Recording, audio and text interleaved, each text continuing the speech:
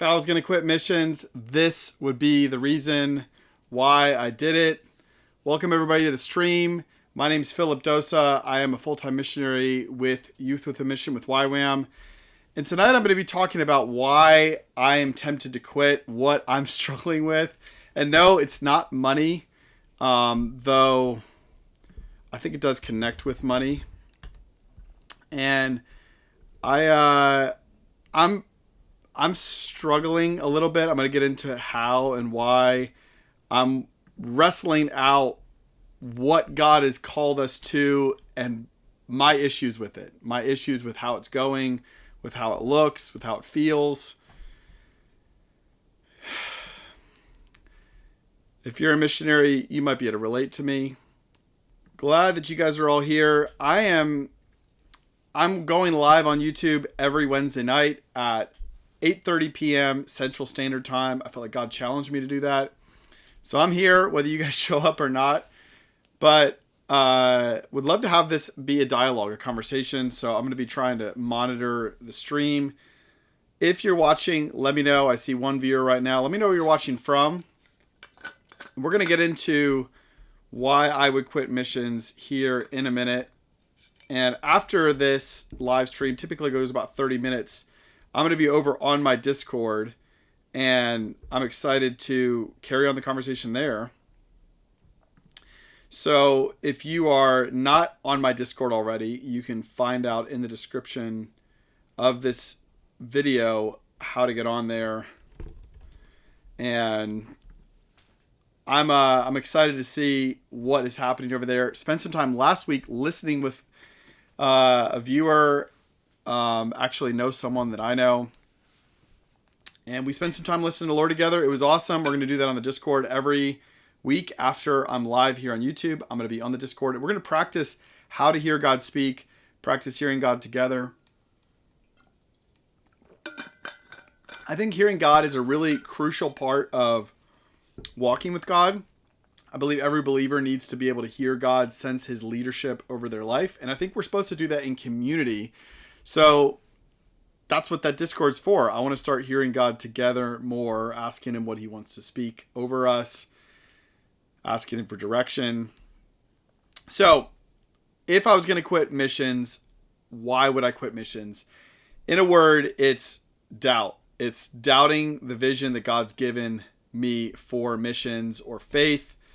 And the reality is that I actually am struggling with this week. I was even talking to the Lord, Lord, is this too real for me to jump on the live stream and talk about right now because I'm in it. I am struggling to believe God for the mission that he's given me, given my family, because it doesn't make sense. It's not working the way that I envisioned it working. If I'm honest, I joined missions to get the glory, to be a part of those awesome stories of missionaries changing the nations. And I'm seeing those stories from a different perspective now, and it's hard. And I'm struggling to believe God that the strategy he's given me, the direction he's given me is good. And I mean, this one of the stories that if you're a missionary, you've heard the story. If you're a Christian, you've probably heard this story. Jim Elliot and, the missionaries that went and died in Ecuador to reach, a tribe there. And, there's a movie about it now, End of the Spear. When I was a kid, we didn't have a movie, but just hearing that story of them being willing to die and then their families going and eventually reaching those Indians and seeing them come to Christ, and just the power of willingness to die for Christ, and then the power of willingness, the power of that story, the end of it, that they end up coming to Christ. They end up reaching that tribe. It's just an incredible story. If you think about it, it's so inspiring. Go reach the unreached, go find the people that don't know about Jesus and tell them. And that's why I got into missions. I mean, that pitch right there is what stirred my heart to go into missions. And that story makes a lot more sense now. It looks different now. Think about that story. Think about Jim Elliott and Elizabeth Elliott, his wife, their children, the team that was there, Nate Saint, others that were there.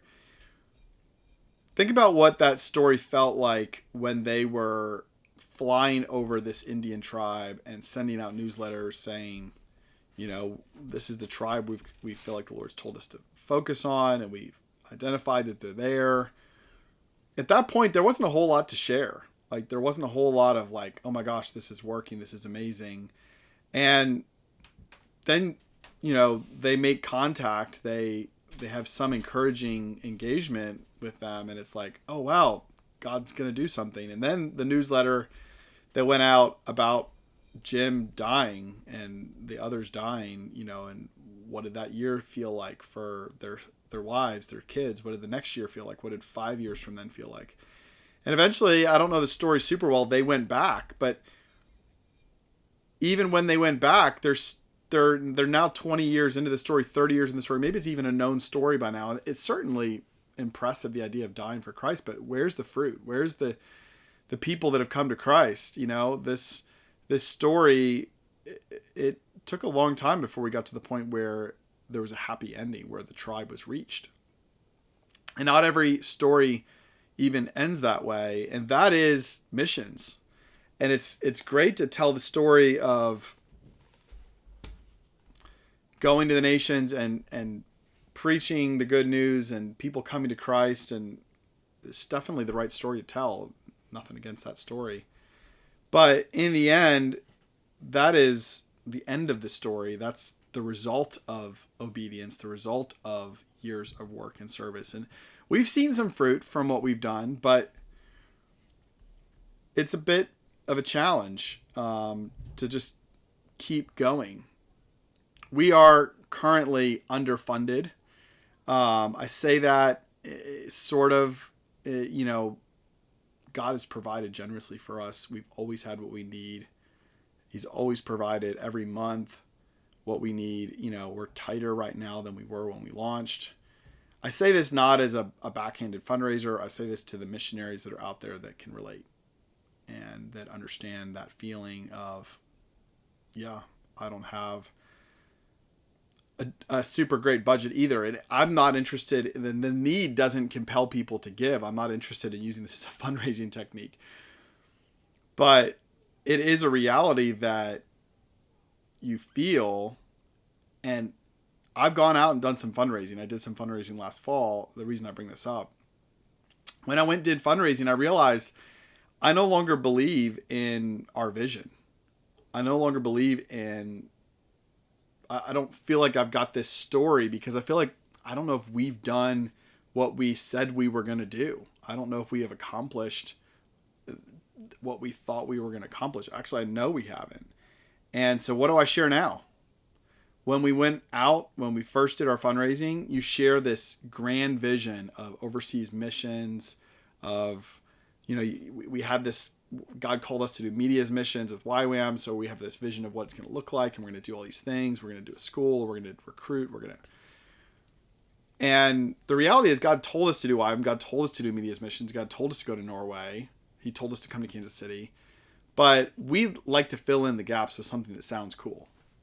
And I'm not saying that God's even necessarily faulting me for that. But there's a point at which you say, okay, we're 6 years in now, and we haven't accomplished what on paper we set out to accomplish, what we said we were going to do. Nobody was asking us to make all those promises. No one was asking us to do all of this impressive stuff for missions. But in the end, we made those promises, and that was kind of what we pushed out into. And it's just realizing now that that was some of God's vision, but I put my sort of spin on it, my details on it, and my details, I don't believe in those anymore. I feel like what we were sharing was, well, it could look like this, but I was trying to make it look like that, and I failed. I failed to accomplish to the level of success what I thought we were after. And I've judged our fruit. Like, we do have fruit. God did use us in Norway to impact people there. We helped recruit we helped lay the groundwork for communication. We worked in the midst of a couple of low years at that base and saw God do some incredible stuff, and has now brought a base that was fairly small and inactive in evangelism and in missions. But not as a judgment, not saying that there was no activity, but it was in a low point, and it's now engaging on another level. And we didn't do that, but God brought us there to play a part in that, a small part that we didn't even see at the time that he was weaving that story together. So we do have fruit, but I've judged that fruit because it didn't look as cool as what I was setting out in my mind, thinking this is what I want. And it's discouraging. Like, I genuinely feel the temptation to quit, the temptation to say, I'm going to go get a job. I'm going to start making consistent money, better money. I'm going to not wake up every day and ask the question, have I done enough? Am I doing enough for God? Have we accomplished enough in our mission? To be able to say, my employer's happy, I'm getting my paycheck, I'm going home. Now that would be quitting on the vision that God's given us. The faith, God's not telling us that we're in trouble, that something's wrong, that we're off track. He's saying, you're on track. You're doing this. You're right. You're right where I've got you. And I mean, I think about Noah. I think about Noah with the task that God gave him to build an ark.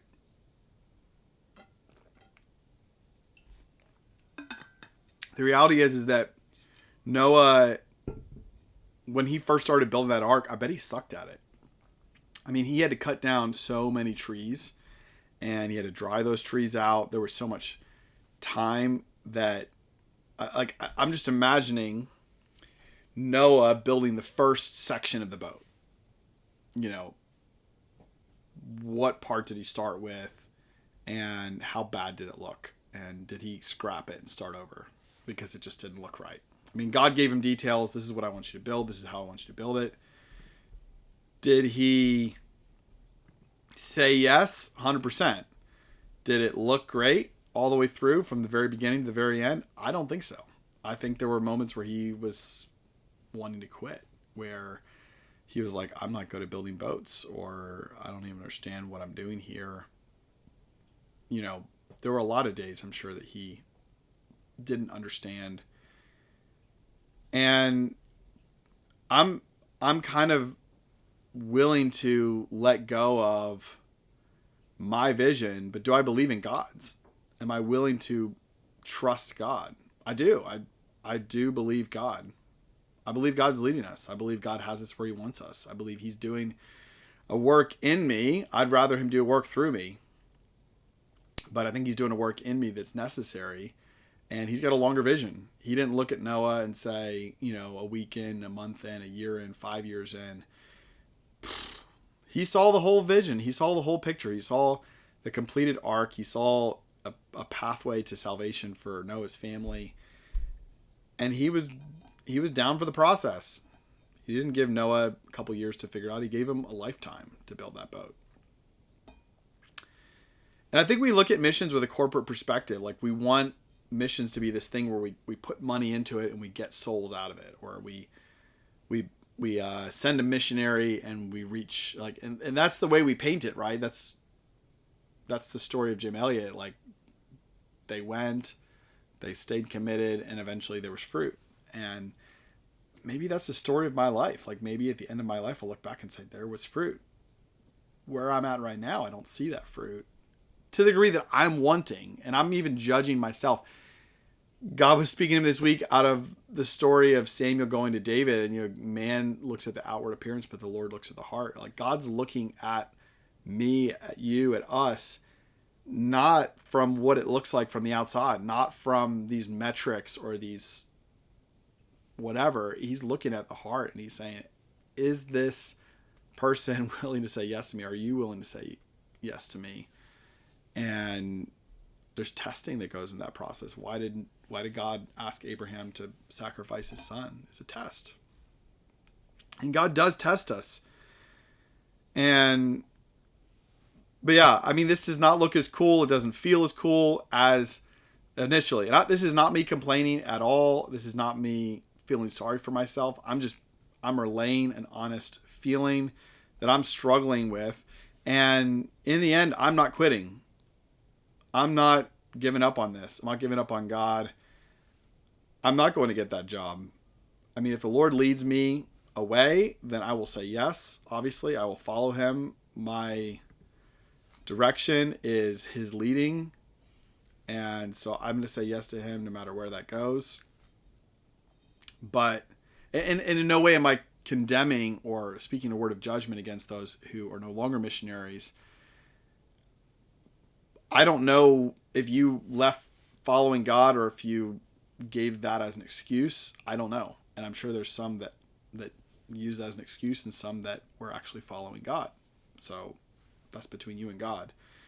But I do think some people quit because of this reality of it's hard to stick it out. It's hard to believe God when it doesn't make sense. This is the reality of the disciples when Jesus said, "Eat my flesh and drink my blood." He was testing them. Are you going to follow me when you are confused by what I say, when it doesn't make sense to you, when you don't like it, when it doesn't feel good? He showed them later on what it meant, but I think he was testing them.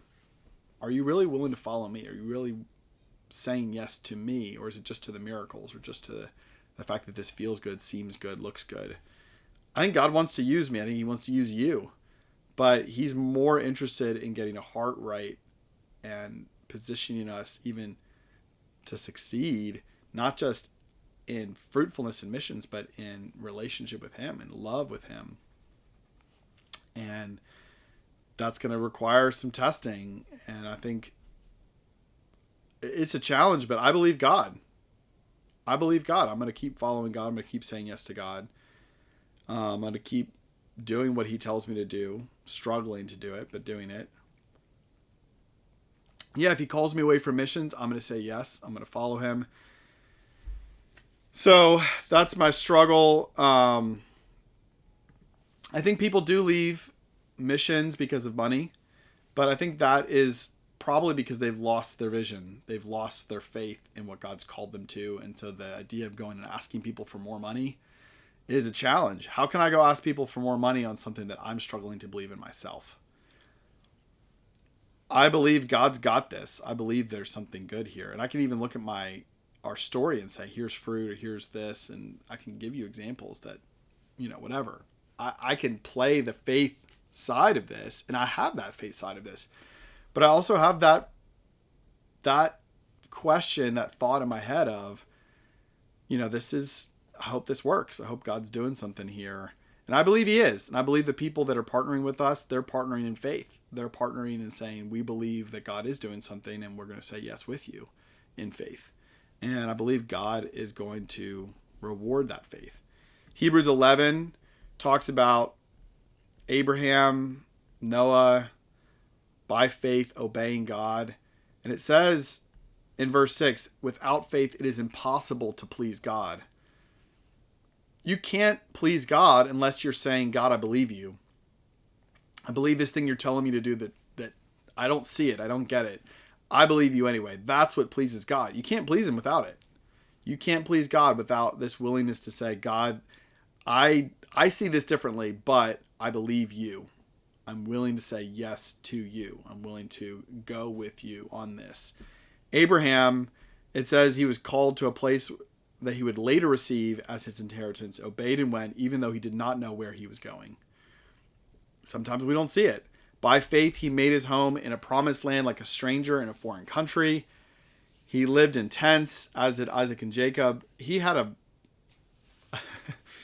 promise of being a big nation. He had, just two kids, and his situation just didn't look that great. It didn't look from the outside like a great nation. And it says that these people were still, in verse 13, all these people were still living by faith when they died. They did not receive the things promised. They only saw them and welcomed them from a distance, admitting that they were foreigners and strangers on earth. People who say such things show that they are looking for a country of their own. If they had been thinking of the country they had left, they would have had the opportunity to return. Instead, they were longing for a better country, a heavenly one. Therefore, God is not ashamed to be called their God, for he has prepared a city for them. Abraham was looking forward to a promise that he never saw with his own eyes in his lifetime. I mean, he saw his son, but he didn't see the great nation. He didn't see the promised land given to him. He didn't see the city, Jerusalem, but he believed God. He had faith. He was willing to trust God in the midst of that. And I believe that one of our primary accusations against God is whether he's actually good, whether he's actually leading us well. I could accuse God of that when I look at my life and I say, I don't like the way this looks. I don't like the way it's playing out. I wish it was better. And we can look at God and make that accusation against him because we don't see it. Or we can say, God, I know you're good and I know you're working in this space in a significant good way. And the weight of this is eternity. The weight is glory that's to be revealed. That is why this is worth it. And I'm not even suffering. I mean, I'm not even, enduring pain. I just have to keep saying yes to him because I know that he has called me to what he's called me to. And one day I'm going to look back and say, that was the best decision, the best thing I could have done. If you're not currently walking in faith, if you're hearing this and saying, I don't know if I get what you're talking about there, you need to hear God. You need to hear what he's leading you to, and you need to be willing to respond in obedience and faith. In the end, it's about not trusting your thinking, your understanding, but trusting his, acknowledging him in all your ways, giving every area of your life to him, saying, God, I give you my finances, I give you my time, I give you my ministry, I give you everything. And letting him lead each of those areas, letting him lead your relationships, letting him lead your finances, your time, what you're doing. And if you're letting him lead, that is faith. And then you can't look at that and say, it doesn't look good enough. That's the struggle that I've had is I've been like, God, I'll do whatever you tell me to do. And then I'll sit here and criticize why I think it was a bad idea while attempting to try and do it. And if you are walking by faith, I want to encourage you, don't give up. Don't quit. Keep believing God. If he releases you from the thing that you're currently doing to do something else, follow him. But if he doesn't, keep saying yes. Keep obeying him. Galatians 6, 7 through 10. Do not be deceived. God cannot be mocked. A man reaps what he sows. Whoever sows to please their flesh, from the flesh will reap destruction.